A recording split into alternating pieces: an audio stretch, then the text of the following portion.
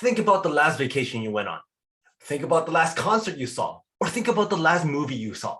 How was that experience? Was it great? Hi, welcome to another episode of Unlocking the Mind Behind Making More Work Less. My name is Fong. I'm an entrepreneur, business strategist, real estate investor, speaker, and also a best-selling author. And every single day, I help others unlock potentials and guide them to succeed. Today on Unlocking the Mind, we talk about another cognitive bias. And the reason why I have this show is so that we can better understand how our minds work, make better decisions, build stronger relationships, and of course, avoid certain cognitive traps. So for today's cognitive bias, we're going to be talking about the peak end rule. So what exactly is that? That is when people judge and experience largely based on how they felt at its peak and also at its end versus the entire experience or versus the entire average of all the little moments of everything that's actually happened.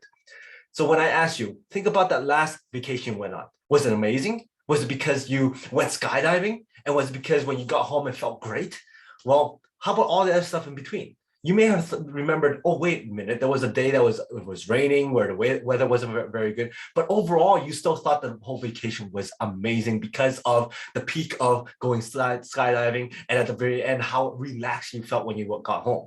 Same thing when you're talking about movies. You talk about the highlights of that movie, how amazing that scene was, how motivating that scene was, and how the ending was such a great twist, and you just couldn't forget that movie. But you don't talk about all the intricate details within that entire storyline that made it to the peak and made it to the end.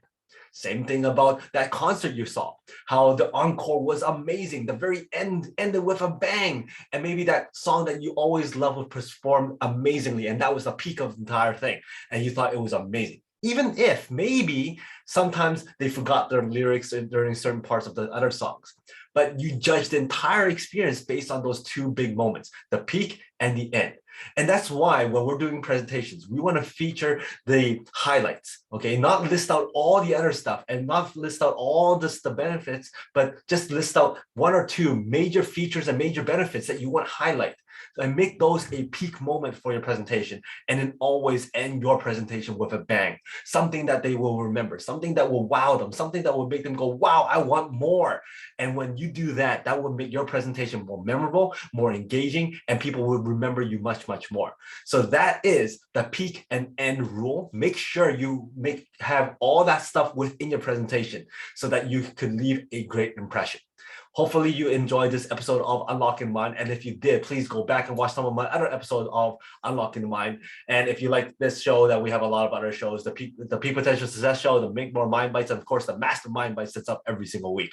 Thank you very much for your support, your time, your views, your comments, your likes. I love seeing those comments. And until next time, today is the day to lock your peak potential. I'll see you later.